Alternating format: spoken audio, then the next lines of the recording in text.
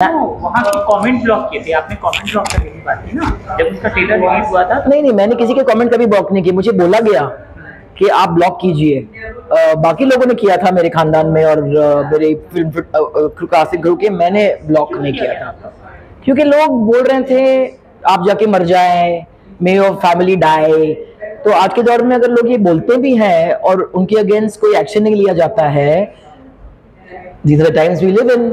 मगर मैं नहीं ब्लॉक करती हूँ क्योंकि आपके कुछ बोलने से मैं थोड़ी ना वो हो जाती हूँ, और ऊपर वाला डिसाइड करेगा ना कि मैं कब मरूँ या कब जाऊँ या नहीं जाऊँ। आप तो नहीं तय कर सकते, मैं भी नहीं तय कर सकती हूँ। तो आप बोलिए, हम डेमोक्रेसी में रह रहे हैं ना। मैं तो फ्री स्पीच में बिलीव करती हूँ, तो if I believe in free speech then I give you the right to speak the way you want to speak. वो आपको एक्सपोज करेगी, आपके सवाल और आपके कमेंट्स जो है आपको एक्सपोज करती है, मुझे नहीं।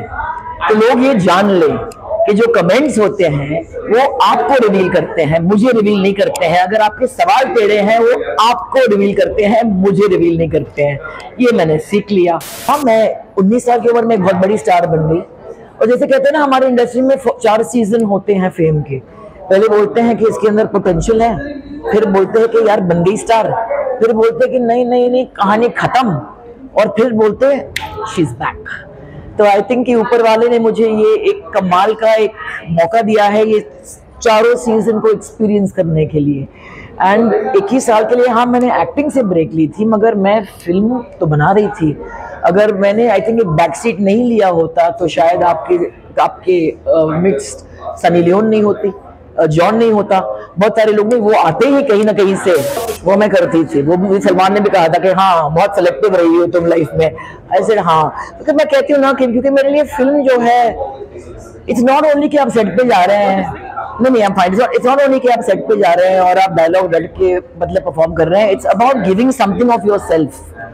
तो मुझे ऐसे लोगों के साथ वक्त बिताना ही नहीं है जो कहीं ना कहीं ऑडेशियस और कुछ ऐसा कुछ नया नहीं कर रहे हैं। नहीं, क्या करूं, मेरे खून में है, मैं एवर की बेटी हूँ, यूजुअल चीजें पसंद नहीं करती हूँ मैं। कहते थे जो भट्ट फैमिली का हमें वो बात थी। हाँ, मुझे ज्ञान गर्ल का हैशटैग मिला था, और पहले वो फीलिंग थी कि यार ज्ञान तो मैं बोला ज्ञान तो बुरा शब्द तो है नहीं, अच्छा है कि ज्ञान गर्ल ही मिला है और कुछ और नहीं मिला है। नमस्कार, मैं हूँ पूजा भट्ट और आप देख रहे हैं Navbharat Times online. Keep watching. जी, मैं बहुत खुश हूँ क्योंकि आई थिंक 2021 में मैंने तो डिसाइड कर लिया था कि मेरी एक्टिंग का जो करियर है मैं पीछे छोड़कर मैं फिल्म मेकर बन गई थी 97 में तमन्ना के साथ में। मैंने खून चख लिया उस टाइम पे, तमन्ना, फिर जख्म, फिर उसके बाद बहुत सारी फिल्मों में मैंने अपना दिल डाल दिया एज ए प्रोड्यूसर। बट जिंदगी के प्लान्स कुछ और थे, और बॉम्बे बेगम्स में मैंने काम की थी, वो रिलीज हुई थी 2021 में। उसके बाद में आर बाल्की ने मुझे मौका दिया बड़े पर्दे पे वापस आने के लिए 21 साल के बाद with Chup, and now I am here in 2023 with Sana. और इसके पहले बिग बॉस के घर में भी थी, तो एक ही साल में बिग बॉस का घर और फिर IFFI with Sana, I think वो ऑपोजिट पोल्स हैं। तो आई थिंक कि अगर आप ये भी और वो भी कर सकते हैं तो I think that's great for an artist. तो मैं बहुत ही लकी हूँ। I think it's a great time to be 51। I have nothing to lose and everything to gain. तो आई थिंक कि सना में ऑडेसिटी है, एक करेज ऑफ कन्विक्शन है, और मैं ज़िंदगी ऐसी जीना चाहती हूँ। मैं ऐसी कमरों में अपना वक्त बिताना चाहती हूँ, ऐसे लोगों के साथ बैठना उठना चाहती हूँ जिसके अंदर ऑडेसिटी हो, audacity to go out there and tell their stories and fail if they have to, but fail on your terms. And IFFI ने सना को नेशनल पैनोरामा में सेलेक्ट करके बहुत ही ऑडिशियस मूव किया है, and I salute them for that, because I feel कि इससे बड़ा मंच नहीं मिल सकता आपको हिंदुस्तान में। और हाँ, ये गए हैं, पूरी दुनिया में तारीफ लेके आए हैं, मगर जब तक अपने खुद के मोहल्ले में लोग तारीफ नहीं करते ना, इंसान को अपनी सक्सेस की फीलिंग नहीं आती है कि अगली दुनिया की तारीफ नहीं चाहिए। घर पे लोग, घर वाले क्या बोल रहे हैं, पड़ोसी क्या बोल रहे हैं, तो वो तो है ही। तो I think that Sana comes home to India, and Sana comes home to India through IFFI. So thank you, IFFI. मुझे करियर के पीक में एक्टिंग छोड़ना या उससे विराम लेना और डायरेक्शन करना, मतलब ये बहुत बड़ा और साहसपूर्ण फैसला था। मतलब कोई कर नहीं पाएगा, और वो भी पीक में। और आप जिस तरह की एक्ट्रेस जिसका नेम खेल रहा है, मतलब कॉन्ट्रोवर्शियल भी रहा और आर्ट में भी रहा, बिजनेस में भी। कैसे वो फैसला लिया था कि नहीं क्योंकि उस टाइम पे फ्रैंकली मैं बोल रही हूँ 97 में जब मैंने डिसीजन ली थी तमन्ना बनाने के लिए, मैं 19 साल की उम्र में एक बहुत बड़ी स्टार बन गई। और जैसे कहते हैं ना, हमारे इंडस्ट्री में 4 सीजन होते हैं फेम के। पहले बोलते हैं कि इसके अंदर पोटेंशियल है, फिर बोलते हैं कि यार बन गई स्टार, फिर बोलते हैं कि नहीं कहानी खत्म, और फिर बोलते हैं शी इज बैक। तो आई थिंक कि ऊपर वाले ने मुझे ये एक कमाल का एक मौका दिया है, ये 4 सीजन को एक्सपीरियंस करने के लिए। एंड 21 साल के लिए मैंने एक्टिंग से ब्रेक ली थी, मगर मैं फिल्म तो बना रही थी। अगर मैंने आई थिंक एक बैक सीट नहीं लिया होता तो शायद आपके मिक्स्ड सनी लियोन नहीं होती, जॉन नहीं होता, बहुत सारे लोग नहीं, वो आते ही कहीं ना कहीं से। आप किसी की डेस्टिनी को बदल नहीं सकते हैं, but I think that it was meant to happen the way it happened. तो आई थिंक मगर कैमरा के पीछे रह के जो मुझे एक्सपीरियंसेस मिले हैं, जो मैंने लाइफ एक्सपीरियंसेस गैदर किए हैं, वो आज मैं कैमरा के सामने इस्तेमाल करके उसे वापस अपने रोल्स में डाल पा रही हूँ। जब अलंकृता आई थी मेरे पास में बॉम्बे बेगम्स के लिए, आई आस्क्ड हर, ऐसे थैंक यू, अगर मैं क्यों, बहुत सारे लोग हैं। और मैं सड़क 2 पे उस टाइम पे व्हाट्सएप के साथ काम कर रही थी एज एन असिस्टेंट डायरेक्टर। तो मेरे लिए लाइफ एक फुल सर्कल था कि पिताजी ने लॉन्च की थी फिल्म में, और आज मुझे मौका मिल रहा है कि उनका काइंड ऑफ सेवा करने के लिए इन दैट सेंस। तो आई थिंक ये होता है हमारे कल्चर में कि you have to give back अपने गुरुज को, अपने टीचर्स को। तो मैंने कहा कि नहीं मैं असिस्टेंट डायरेक्टर हूँ, अभी मैं कर नहीं पाऊंगी, मगर 3 महीने बाद वो वापस आए।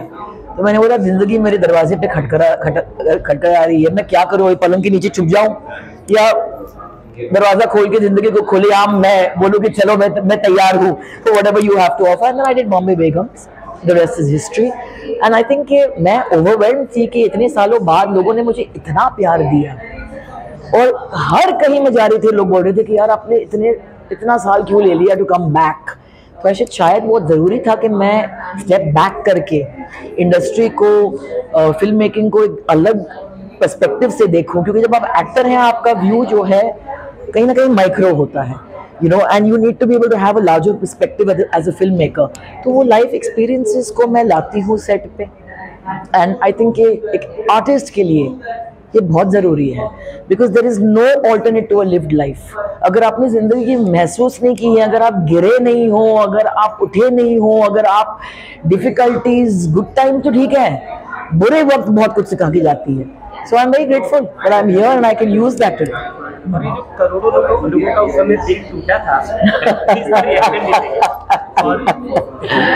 करोड़ों लोगों का दिल क्यों टूटा था? मैं आ गई हूँ वापस दिल को हील करने के लिए। ऐसा उस समय क्या कहते थे लोग, और कितनी फिल्मों को आप इनकार करती थी? हाँ, बहुत कुछ वो मैं करती थी। वो मुझे सलमान ने भी कहा था कि हाँ बहुत सिलेक्टिव रही हो तुम लाइफ में। ऐसे हाँ, क्योंकि मैं कहती हूँ ना कि क्योंकि मेरे लिए फिल्म जो है, इट्स नॉट ओनली कि आप सेट पे जा रहे हैं, नहीं I'm fine. It's not only कि आप सेट पे जा रहे हैं और आप डायलॉग रट के मतलब परफॉर्म कर रहे हैं, it's about giving something of yourself. तो मुझे ऐसे लोगों के साथ वक्त बिताना ही नहीं है जो कहीं ना कहीं ऑडेशियस और कुछ ऐसा कुछ नया नहीं कर रहे हैं। नहीं, क्या करूं, मेरे खून में है, मैं एवर की बेटी हूँ, यूजुअल चीजें पसंद नहीं करती हूँ मैं। लोग क्या कहते थे आपको, लोग क्या कहते थे, क्या कहते हैं, लोगों को कहने दो, मगर मैं एक ही चीज कहूंगी, and I mean it from the bottom of my heart, चाहे वो मीडिया हो, चाहे वो लोग हो, आई थिंक कि मुझे बहुत प्यार मिला है, बहुत प्यार मिला है। जिनको समझना था मुझे, उन्होंने समझ लिया, कभी मेरा हाथ छोड़ा नहीं है। जिनको नहीं समझना था, चाहे मैं कुछ भी कर लूं, वो नहीं समझेंगे। और आज के दौर में हाँ, एक्सेसिबिलिटी बहुत लोगों के पास है, तो बहुत आसान हो जाता है to send somebody a tweet, to send somebody a message on Instagram जो बहुत ही ऑफेंसिव हो, क्योंकि फिर आप नोटिस होते हैं। मगर मैं अभी क्यों ब्लॉक करूं उनको, क्योंकि अगर मैं एक नेगेटिव कमेंट को ब्लॉक कर दूंगी, फिर 100 जो अच्छे कमेंट आते हैं वो भी ब्लॉक होते हैं। सोशल मीडिया के थ्रू मुझे बहुत सारे दोस्त मिले हैं, तो why should I negate that, you know. अभी ब्लॉक करने की बात पे एक सवाल है, दिल से ईमानदारी से पूछ रहा हूं। सड़क के दौरान जब उसका ट्रेलर आया था तब ब्लॉक किया गया था? सड़क के दौरान ब्लॉक किया गया था, फिर मगर नेशनल पैनोरामा में सेलेक्ट भी किया गया था, और वही खालिद मोहम्मद जी जिसने बहुत ही वाहियात रिव्यू दी थी, वही आए थे हमारे सेट पे, तरीपार के सेट पे इंटरव्यू लेने के लिए कि आपको कैसा लगता है अभी के नेशनल पैनोरामा के लिए सिलेक्ट हुआ है। तो विक्ट्री वाज आवर्स। अब समझ रहे मैं क्या बोल रही हूँ? नहीं, मुझे मैं पसीना, yeah, because it's very hot. What do you do? Yeah, it can't stay. as long as the eyes are not bleeding ना, eyes are not. हाँ तो हाँ सड़क को ब्लॉक डेफिनेटली उस टाइम पे किया गया था हमारे सेंसर बोर्ड ने, मगर व्हाट हैपेंड वहाँ के कमेंट ब्लॉक किए थे आपने, कमेंट ब्लॉक करने की बात थी ना जब उसका ट्रेलर रिलीज हुआ था। नहीं, मैंने किसी के कमेंट कभी ब्लॉक नहीं किए, मुझे बोला गया कि आप ब्लॉक कीजिए। बाकी लोगों ने किया था मेरे खानदान में और मेरे फिल्म कास्टिंग क्रू के, मैंने ब्लॉक नहीं किया था क्योंकि लोग बोल रहे थे आप जाके मर जाए, मे योर फैमिली डाई। तो आज के दौर में अगर लोग ये बोलते भी हैं और उनके अगेंस्ट कोई एक्शन नहीं लिया जाता है, these are the times we live in, मगर मैं नहीं ब्लॉक करती हूँ क्योंकि आपके कुछ बोलने से मैं थोड़ी ना वो हो जाती हूँ, और ऊपर वाला डिसाइड करेगा ना कि मैं कब मरूं या कब जाऊं या नहीं जाऊं। आप तो नहीं तय कर सकते, मैं भी नहीं तय कर सकती हूँ, तो आप बोलिए, हम डेमोक्रेसी में रह रहे हैं ना। मैं तो फ्री स्पीच में बिलीव करती हूँ, तो if I believe in free speech then I give you the right to speak way you want to speak. वो आपको एक्सपोज करेगी, आपके सवाल और आपके कमेंट्स जो है आपको एक्सपोज करती है, मुझे नहीं। तो लोग ये जान लें कि जो कमेंट्स होते हैं वो आपको रिवील करते हैं, मुझे रिवील नहीं करते हैं। अगर आपके सवाल टेढ़े हैं वो आपको रिवील करते हैं, मुझे रिवील नहीं करते हैं। ये मैंने सीख लिया लाइफ में। 34 इयर्स बिताने का कोई तो फायदा है इस इंडस्ट्री में। आपको जब बिग बॉस में देखते थे ना तो इतने लोग मुरीद थे, मुझे कहते थे एक तो आपकी जीत आपकी वो थी, और लोग सीखते थे, हर दिन आपसे लोग सीखते थे, कहते थे जो भट्ट फैमिली का मिल रहा है ना हमें, वो बात थी। हाँ, मुझे ज्ञान गर्ल का हैशटैग मिला था, और पहले वो फीलिंग थी कि यार ज्ञान ज्ञान, तो मैं बोला ज्ञान तो बुरा शब्द तो है नहीं, अच्छा है कि ज्ञान गर्ल ही मिला है और कुछ और नहीं मिला है। But it was I think लोग किसी ने मुझे पूछा कि what's the most difficult role that you played in your life. I think मेरा सबसे मुश्किल रोल जो था वो बिग बॉस था, बिकॉज वो घर में जाके रियल होना और रियल रहना बहुत मुश्किल है, you no, so that's what it was. ये फिल्म कहाँ और कैसे आपको मिली कहानी, और कैसे हाँ कहा क्या? जी, सुधांशु ने मुझे एक दिन फोन किया और कहा कि मेरे पास एक स्क्रिप्ट है कि आप पढ़ेंगे, तो I said yes I would be delighted to read it, क्योंकि मैं I am a voracious reader. तो ईमेल के थ्रू उन्होंने मुझे स्क्रिप्ट ऐसी भेज दी, मैंने एक सिटिंग में स्क्रिप्ट पढ़ ली और मैंने उनको फोन करके कहा कि what am I playing and I want to be part of this movie. And बस, क्योंकि जब आई फेल्ट कि Sana was a very important story, बहुत ही इंपॉर्टेंट स्टोरी है इस दौर में, इस टाइम पे एक ऐसी कहानी को दुनिया के सामने पेश करना, इट्स वेरी इंपॉर्टेंट। इतनी मेहनत से फिल्म बनाई है तो कहानी तो पूरी बता नहीं सकते, लेकिन वो जो दिलचस्पी और आकर्षण बनाए रखने के लिए जो कहानी बतानी है वो बताइए सर।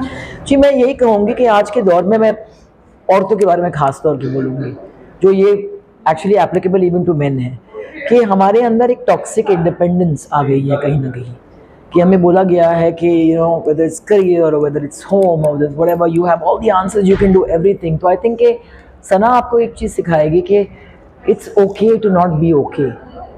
वल्नरेबिलिटी में स्ट्रेंथ होती है, कि जो डरता है ना और वो जो बोल सकता है कि मैं डरा हुआ हूँ, nobody can touch that person.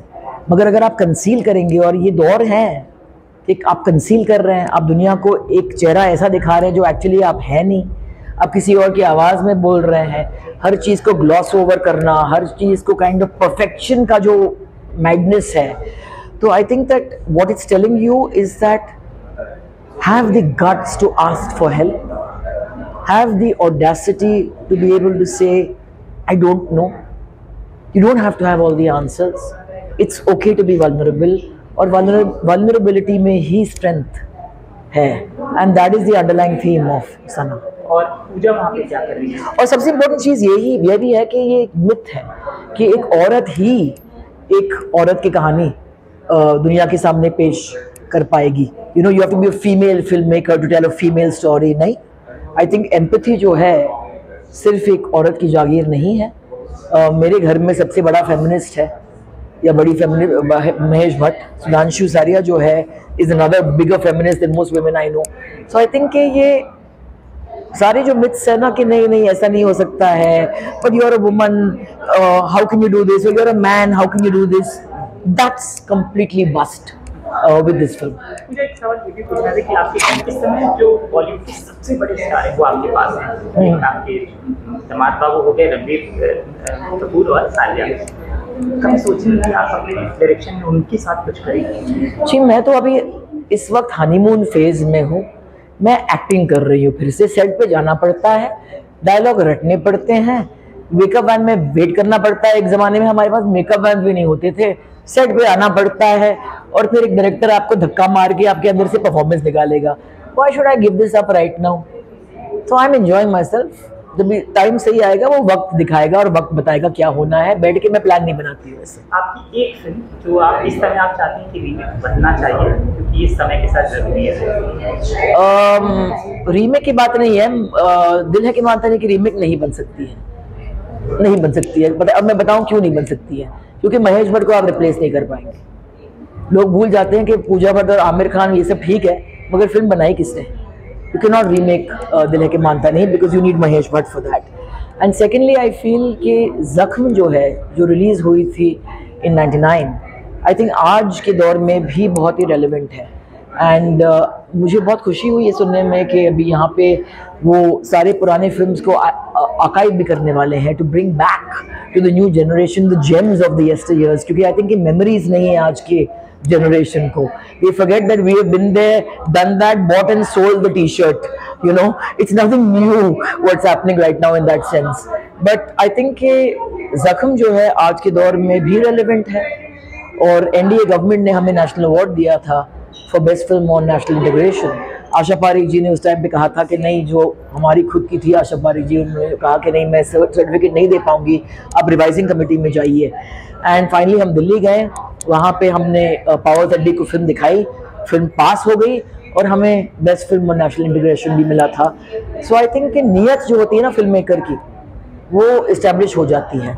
But I think that it would be delightful if I could make a film like जख्म और री रिलीज जख्म टुडे, बिकॉज रेलेवेंट है आज के हिंदुस्तान के साथ। आपकी बिग बॉस फॉलो कर रहे हैं और कर रहे हैं, तो क्या देख रहे हैं, क्या लगता है आपको कौन जीतेगा? मैं बिल्कुल नहीं देख रही हूँ, नहीं। टीवी पे अब वापसी फिर से देख तो कर चुकी हूँ, क्या करना चाहेंगे अगर उनकी फिल्मों में है? इतना मैं नहीं सोचती हूँ, मैं अपनी गट इंस्टिंक्ट को फॉलो करती हूँ। मेरी पैदाइश फिल्म टीवी के थ्रू आई है। मैंने 89 में डैडी में काम की थी। डैडी रिलीज़ हुई थी दूरदर्शन पे एंड वो एक प्लॉय था भट्ट साहब का, क्योंकि वो चाहते थे कि वो फिल्म जो है, वो कहानी जो है हर घर में जाए हिंदुस्तान में। हमारे पास उस ज़माने में ना एफी थी ना मल्टीप्लेक्सेस थे। तो आई थिंक ये जो छोटे बॉक्स को इंटीमेट मीडियम के थ्रू मैं पैदा हुई हूँ, तो it's not new to me. हमने फिर तेरी कहानी भी बनाई थी फॉर जी, तो भट्ट साहब तो पायनियर रह चुके हैं in you taking unusual routes to tell your story. So I just feel that it's exciting times. बहुत आगे बढ़े हैं हम, मगर बहुत पीछे भी गए हैं हम।